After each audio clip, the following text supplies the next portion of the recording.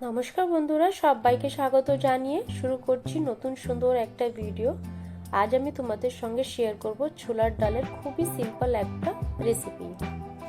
ভিডিওটা প্রথম থেকে শেষ পর্যন্ত দেখার অনুরোধ রইল। আর ভিডিওটা যদি ভালো লাগে অবশ্যই আমাকে কমেন্টের মাধ্যমে জানিও। তাহলে চলুন ভিডিওটা শুরু করা যাক। ছোলার ডালের রেসিপি বানানোর জন্য আমি এখানে ছোলার ডাল 1 ঘন্টা আগে ভিজিয়ে রেখে দিয়েছিলাম। 2-3 বার ডালের জলটা চেঞ্জ করে আমি ডালটাকে পরিষ্কার করে ধুয়ে নিয়েছি। ছোলার ডাল বানানোর জন্য প্রথমেই আমি ছোলার ডালকে প্রেসার কুকারে বয়েল করে নেব।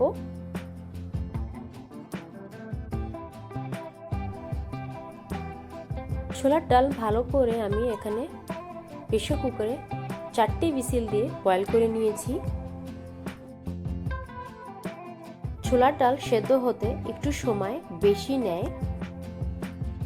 ছোলার ডাল কড়াইতেও সেদ্ধ করে নেওয়া যায়, কিন্তু বেশি সময় লাগে। আমার হাতে সময় অতটা ছিল না, তাই আমি প্রেসার কুকারে এখানে সেদ্ধ করে নিয়েছি ছোলার ডাল।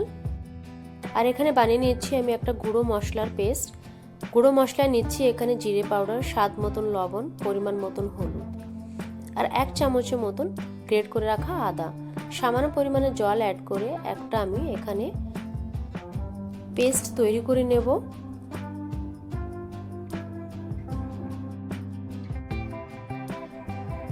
ডালটা এখানে 4টে হুইসেল দিয়ে আমি ঠান্ডা করার জন্য রেস্টে রেখে দিয়েছিলাম।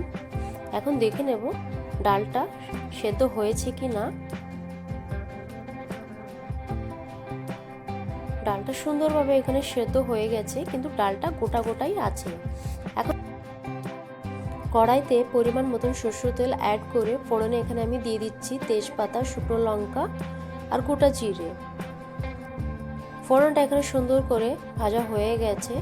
অ্যাড করে দেব গুঁড়ো মশলার পেস্ট। এখন আমি এই গুঁড়ো মশলাটাকে ভালো করে কষিয়ে নেব যতক্ষণ না তেলটা ছেড়ে দিচ্ছে। দেখুন সুন্দরভাবে তেলটা মশলা থেকে আলাদা হয়ে গেছে। এখন অ্যাড করে দেবো সেদ্ধ করে রাখা ছোলার ডাল। সেদ্ধ ডালটা অ্যাড করে সব কিছু একবার আমি ভালো করে এখানে মিক্স করে দেব। আর অ্যাড করে দেবো 3টে কাঁচা চিরা লঙ্কা, সামান্য পরিমাণের জল আর 1 চামচের মতন চিনি।